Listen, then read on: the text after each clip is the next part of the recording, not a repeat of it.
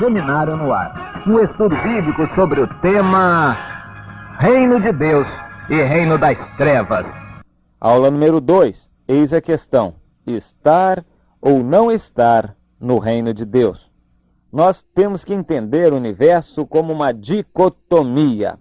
O universo é bem claramente dividido. Tudo praticamente que Deus fez, Ele separou pelo menos em duas partes, mostrando e caracterizando a natureza de cada parte. Separou luz das trevas, separou noite do dia, céus e terra, ou na terra separou a terra seca do mar.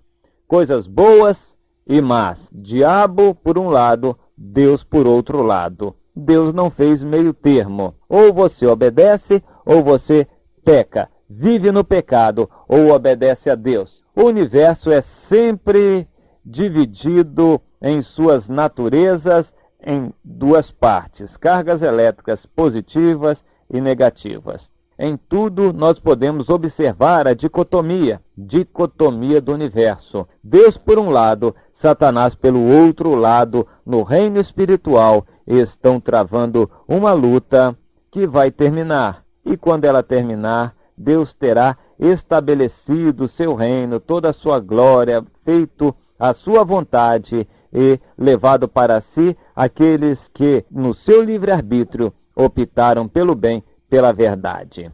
E estes, então, compõem o reino de Deus. Nós devemos entender isto. Por outro lado, temos o mundo atual, como já caracterizamos na aula anterior. Um mundo de pecado, de trevas, as pessoas tateando, fazendo coisas por aí afora, sem enxergar nada, sem ver nada. As pessoas estão vazias, estão frias, longe de Deus, nas trevas, estão cegadas, totalmente cegas, sem saber o que fazer, sem saber para onde ir, sem conhecer a verdade. As pessoas estão em trevas. Esta é a situação do mundo atual. Por outro lado, nós temos a situação de luz, onde se vê, onde se enxerga, onde se pode compreender as coisas. E neste lado de luz há um rei. O Senhor nosso Deus reina. Vamos ler 1 Coríntios 10, versículo 26.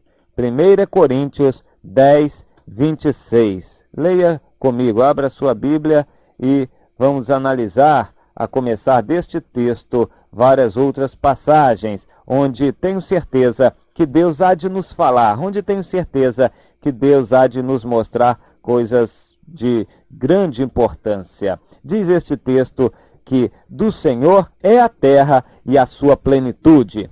Do Senhor é a terra e a sua plenitude. A terra, toda a natureza, toda a sua glória, os desdobramentos da natureza, porém o homem não. Não é dito que o homem pertence a Deus. O homem foi criado por Deus, mas como foi criado por livre-arbítrio, o homem não pertence necessariamente a Deus. Só quando ele assim escolhe, quando ele opta. Portanto, a terra pertence a Deus, a natureza, a prata e o ouro, as coisas materiais, tudo isto pertence a Deus, toda a sua plenitude, mas o homem não necessariamente. Vamos então entrar por este assunto adentro e caracterizar a pertinência ao reino de Deus como sendo uma opção livre e soberana do homem. Vejamos, por exemplo, em Romanos, abra sua Bíblia também neste texto, Romanos no capítulo 3, e nós lemos no versículo 12, o apóstolo Paulo dizendo o seguinte da parte de Deus: todos no mundo, todos no reino das trevas se extraviaram e a uma se fizeram inúteis. Não há quem faça o bem, não há quem faça o bem, não há nenhum sequer. Todos se fizeram inúteis, todos se fizeram inúteis, todos se extraviaram. Assim é o mundo. Este é o retrato do mundo. Não há quem faça o bem. Todos se extraviaram juntamente. Nós temos que entender isto. Então, como é possível vir para o reino de Deus? Como é possível alguém ser salvo, encontrar a felicidade, encontrar a vida eterna? Vamos ler então Atos 17, versículos 7 e 8. diz o texto, aos quais Jason hospedou. É a acusação que traziam contra Paulo e seus companheiros. Todos estes procedem contra os decretos de César, afirmando ser Jesus outro rei. Afirmando ser Jesus outro rei. Então existe um rei no reino de Deus. Este rei é Jesus. Tanto a multidão como as autoridades ficaram agitadas ao ouvirem estas palavras. Ficaram alvoroçadas, ficaram agitadas. É isto mesmo. O reino de Deus, quando chega, alvoroça, agita, sacode. Todos ficam sabendo que o reino de Deus traz consequências, que o reino de Deus traz resultados. O reino de Deus, onde vem, onde opera, este reino faz realmente muitas coisas, traz consequências e resultados significativos. Veja lá ainda em Atos no capítulo 16, o versículo 38. Atos 16, 38.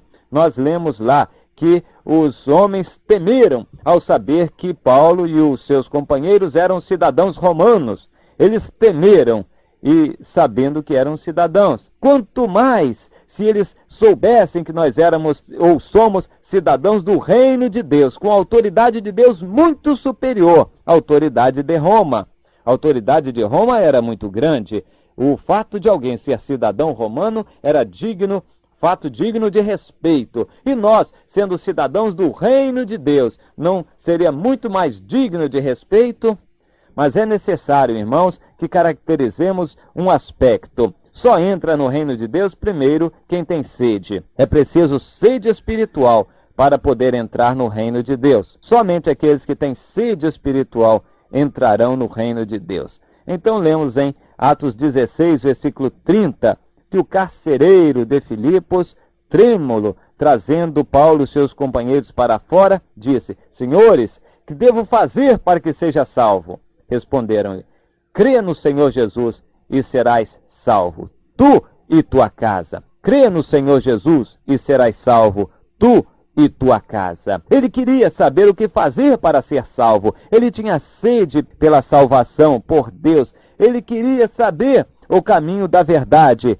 Que fazer? Esta é a sede que Deus coloca no coração de algumas pessoas no mundo, razão pela qual se voltam para Deus para procurá-lo. E Deus começa a se revelar, e esta pessoa pode então verdadeiramente entrar no reino de Deus. Em 2 João nós vemos uma caracterização muito clara, nítida e significativa. Segunda epístola de João, versículo 9. Não tem capítulo, só tem versículos, a epístola de João. 2 João 9. Todo aquele que ultrapassa a doutrina de Cristo e nela não permanece, não tem a Deus. O que permanece na doutrina tem o Pai como o Filho. Nós lemos que ele não permanece, não tem a Deus. O que prevarica, o que vai além da doutrina de Cristo, não tem a Deus. Ou está ou não está no reino de Deus. Aqui ele está caracterizando aquele que não está no reino de Deus.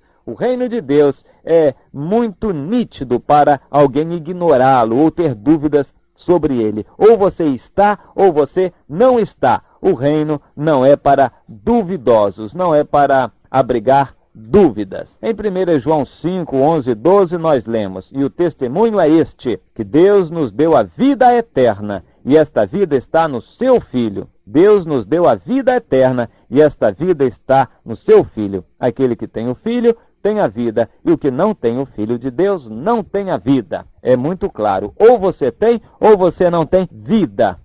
Ou você tem, ou não tem vida. Quem tem o Filho, tem vida. Quem não tem o Filho, não tem vida, não está no reino. Não pode haver coisa mais nítida e clara. Você sabe se está ou não está no reino de Deus. E a salvação é somente para aqueles que estão no reino de Deus e obedecem a Deus e fazem a vontade do rei desse reino. Nós precisamos entender isso. Não há muitas religiões. As religiões pertencem a uma coisa só.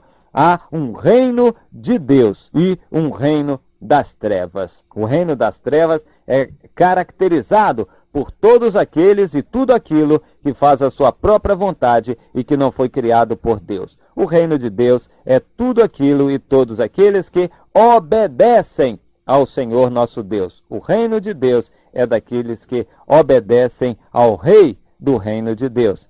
Leiamos 1 Coríntios 9, 22 e 23. Fiz-me fraco para com os fracos, com o fim de ganhar os fracos. Fiz-me tudo para com todos, com o fim de por todos os modos salvar alguns. Tudo isto eu faço por causa do Evangelho, com o fim de me tornar cooperador com ele. Fiz-me fraco, fiz-me de tudo para tentar salvar alguns, para eu ser participante deste reino. Paulo tinha um grande orgulho em ser participante do reino de Deus. Eu também quero dizer a você que eu tenho esta alegria, a certeza de ser participante deste reino. É um reino maravilhoso, que tem um território maravilhoso, que tem um rei maravilhoso, que tem preceitos maravilhosos, que tem estatutos maravilhosos, que tem uma vida maravilhosa, que tem galardões maravilhosos.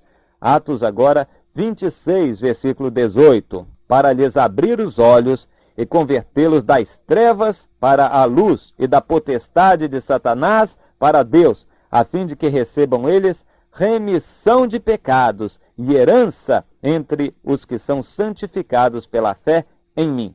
Abrir os olhos, porque quem está em trevas, aqui está o caminho.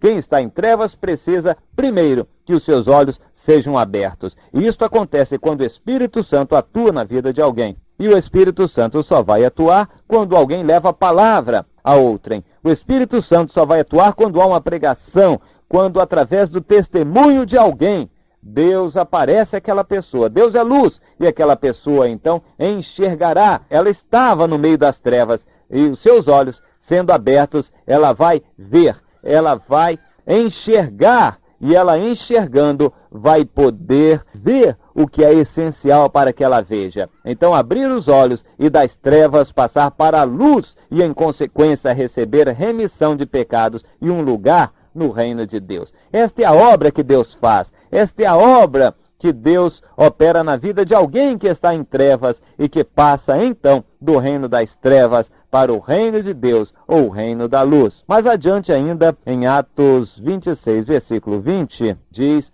o apóstolo Paulo que não foi desobediente à visão celestial, mas primeiramente pregou o evangelho, deu testemunho em Jerusalém e em Damasco e por toda a região da Judéia, dizendo a todos e aos gentios também que se arrependessem e se convertessem a Deus, praticando obras dignas de arrependimento. Aqui está a chave, o segredo do caminho da salvação. É entender, ter os seus olhos abertos e depois se arrepender, consertando-se com Deus e fazendo obras dignas de arrependimento. Obras que caracterizam um verdadeiro arrependimento. Obras que demonstrem que a pessoa está verdadeiramente arrependida do reino das trevas e começará a obedecer a Deus no reino da luz. Em Hebreus 12, 14, nós lemos que este reino é reino de santidade. Deus quer santidade. Na presença de Deus não entrará ninguém que não esteja santo. O reino de Deus é de santidade. E em Hebreus 13, versículo 13, nós lemos uma orientação com respeito ao que fazer. Saiamos do mundo, do reino das trevas, saiamos, pois, a ele fora do arraial, levando o seu vitupério. O arraial significa o mundo e vitupério a vergonha. Então saiamos deste mundo, saiamos das trevas, levando o nome do Senhor, a vergonha que o acompanha, levando esta vergonha juntamente conosco, a cruz de Cristo, para o reino de Deus. Vamos entrar no reino de Deus para obedecer ao Senhor. E em Hebreus 13, 14, nós lemos, na verdade, não temos aqui cidade permanente, mas buscamos a cidade futura, aquela que há de vir. A nossa cidade, a capital do reino de Deus, é a Jerusalém celestial. Portanto, eis a questão: ou você está no reino de Deus, cuja capital é os céus, ou o seu coração está no reino das trevas. A sua vida pertence aqui e o seu coração está neste mundo e nas coisas que este mundo tem. Amém.